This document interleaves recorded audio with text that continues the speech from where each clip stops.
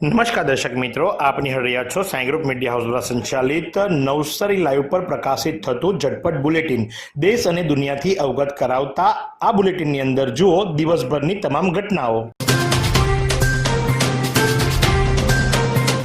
સુરતના Kim railway station ખાતે દુર્ઘટના સર્જાઈ। રેલવે સ્ટેશન નજીક સૌરાષ્ટ્ર એક્સપ્રેસ ટ્રેનનો ડબ્બો પાટા પરથી ઉતરી જવા પામ્યો તો પેસેન્જર ભરેલો ડબ્બો પાટા પરથી ઉતરી જતા પેસેન્જરોના જીવ તાળવે ચોંટ્યા હતા, પરંતુ સદનસીબે ટ્રેન ધીમી હોવાના કારણે કોઈ અકસ્માતમાં મોટી ઈજાઓ થવા પામી નથી અને આજે ટ્રેન ધીમી હોવાના કારણે ટ્રેનનો ડબ્બો પણ પલટી જવા પામ્યો ન હતો અને અન્ય કોઈ ડબ્બામાં પણ અસર થઈ ન હતી। એટલે જો કે કહી શકાય કે રાહતના સમાચાર કહી શકાય કે મોટી દુર્ઘટના ટળવા પામી હતી।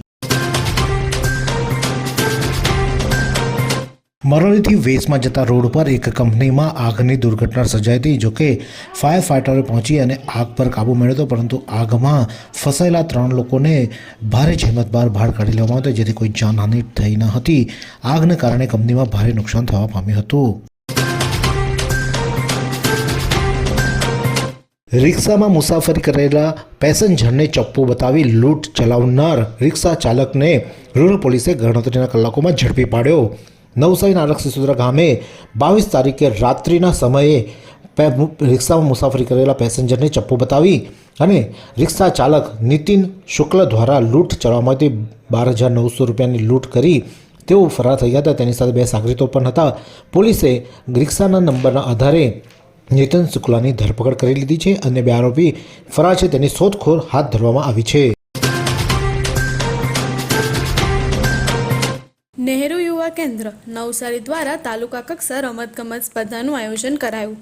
ભારત સરકારના યુવા કાર્યક્રમ અને રમતગમત મંત્રાલયના નહેરુ યુવા કેન્દ્ર નવસારી દ્વારા જલાલપોર તાલુકાના સરદાર પટેલ વિદ્યાભવન ખાતે તાલુકા સમસ્તર રમતગમત સ્પર્ધાનું આયોજન કરવામાં આવ્યું હતું, જેનો મુખ્ય ઉદ્દેશ યુવાને રમતગમત પ્રત્યે જાગૃતતા લાવવાનો હતો।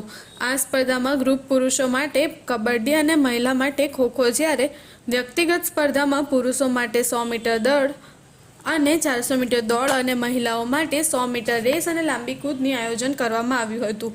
આ કાર્યક્રમમાં 300થી વધુ યુવાઓએ ભાગ લીધો હતો। અમેરિકા નિવાસી પ્રભાશંકર ડી નાયક પ્રેરકથી ઉપસ્થિતિમાં ક્રિકેટ ટુર્નામેન્ટ ઉદ્ઘાટન સમારોહ રવિવારે યોજાયો। વાંસદા તાલુકાનું છેવાડાનું આદર્શ ગામ તરીકે જાણીતું ચોઢારામાં લગભગ 2016થી ત્યાંના યુવા ખેલાડીઓ દ્વારા યુવાધન વિકાસ સંકુલનનો આરંભ કરી સુંદર મજાનું રમણીય મેદાન પ્રિન્સ ક્લબ દર વર્ષ ટેનિસ ક્રિકેટ ટુર્નામેન્ટનું આયોજન કરવામાં આવે છે। તેમાં વર્ષ 2024 પણ યુવા ધન વિકાસ સંકુલન પ્રમુખ મહેશભાઈ કહોડિયાએ અને તેમના પ્રિન્સ ક્લબ ખેલાડીઓ દ્વારા કુળ પરિવાર સિઝન 1 બિગ બેસ્ટ ટેનિસ ટુર્નામેન્ટનું આયોજન રવિવાર ઉદ્ઘાટન સમારોહ રાખી ક્રિકેટ રમતની શરૂઆત કરી હતી। નવસારીમાં રાહત દરે ઉત્તમ સારવાર મેળવવાનું સ્થળ એટલે Kejal life in multi speciality hospital, જ્યાં સામાન્ય ઓપીડી ઉપરાંત સર્જિકલ, બાળરોગ, સ્ત્રી રોગ, ઓર્થોપેડિક જેવા વિવિધ વિભાગોના નિષ્ણાંત તબીબો, અત્યાધુનિક સુવિધાઓ સાથેનું આઈસીયુ તેમજ મા કાર્ડ અને આયુષ્માન કાર્ડ હેઠળ સારવાર ઉપલબ્ધ છે। તો આ હોસ્પિટલનું સરનામું નોંધી લો। નેશનલ હાઈવે નંબર 48 સ્વામિનારાયણ મંદિર સામે, કબીલપુર, નવસારી। અને વધુ માહિતી માટે સ્ક્રીન પર દેખાતા નંબર પર સંપર્ક કરો।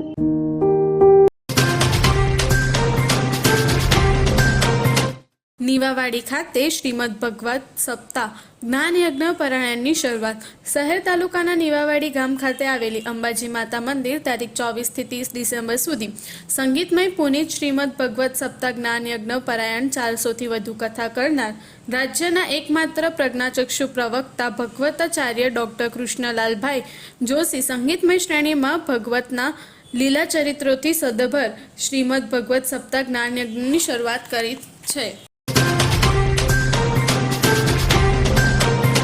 સબરીધામ ધારાસભ્ય નરેશભાઈ માતૃવંદન કરી 14મી પુણ્યતિથિ ડાંગીઓ સંઘ શ્રદ્ધાંજલિ અર્પણ કરશે। મા શબ્દમાં આખું બ્રહ્માંડ સમાઈ જાય છે।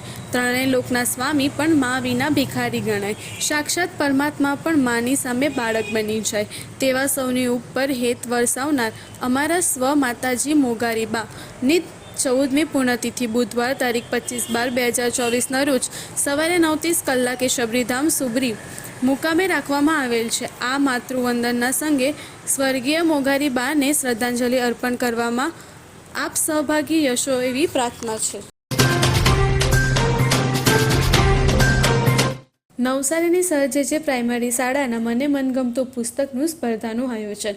નવસારી સર જે પ્રાઇમરી શાળા મને ગમતું પુસ્તક સ્પર્ધા આયોજન કરવામાં આવ્યું હતું. આ સ્પર્ધામાં ધોરણ 5ના કુલ 14 જેટલા બાળકોએ ઉત્સાહભરે ભાગ લઈ પોતાની કુશળતા પ્રદર્શિત કરી હતી. બાળકોએ આત્મવિશ્વાસ સાથે વિવિધ વિષયો પર વિષય રજૂઆત કરી. શાળાના આચાર્ય શ્રી કોડરવાલના માર્ગદર્શન હેઠળ બાળકોએ પુસ્તકનું મહત્ત્વ સમજાય અને તેના વાંચન પ્રત્યે રુચિ જાગૃત થાય એવા ઉદ્દેશથી આ સ્પર્ધાનું આયોજન કરવામાં આવ્યું હતું. ગણદેવીના ભાટલા ગામ ખાતે ભૂસ્તર વિભાગમાં છાપો. ગણદેવી તાલુકાના ભાટલા ગામ રેતી ભરેલ ટ્રક લઈ વારંવાર પસાર થતા ટ્રક ચાલકો સામે ગ્રામજનોમાં રોષ હતો, જેને લઈને ગ્રામજનોએ ભૂસ્તર વિભાગને જાણ કરી હતી. ભાટલા ગામના ગ્રામજનોની ફરિયાદને આધારે ભૂસ્તર વિભાગની રાત્રિ ટીમ દરમિયાન પરવાનગી વિના સાદી રેતીનું વહન કરી રહેલ 2 ટ્રકો પકડી પાડી કાર્યવાહી કરી હતી.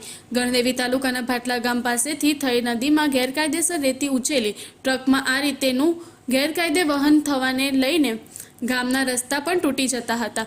તેમજ બેફામ હંકારી આ ટ્રકો દ્વારા વારંવાર અકસ્માત થતા હોવાનું ગ્રામજનોમાં ટ્રકો દ્વારા ગેરકાયદેસર રેતી થઈ રહેલ રેતીના વહન વિરુદ્ધ આક્રોશ ફેલાયો હતો. બિલીમોરા વિભાગ કોડી પટેલ સમાજના વામવૃંદા દ્વારા સમાજની 7 ગૌરવપદ કામ કરનારી નારી રત્નનું સન્માન કરાયું. બિલીમોરા વિભાગ કોડી પટેલ સમાજની મહિલા પાંખ સમાજની બહેનો માટે વર્ષભર રચનાત્મક કાર્યો કરતી રહે છે, પરંતુ આ વર્ષ સમાજની જે મહિલાએ ગૌરવપદ કહી શકાય કે પ્રેરણારૂપી કામ કર્યું હોય તેવી 7 મહિલાઓનું સમાનમાં વામવૃંદા દરબાર નારી રત્ન તરીકે સન્માન કરાયું હતું.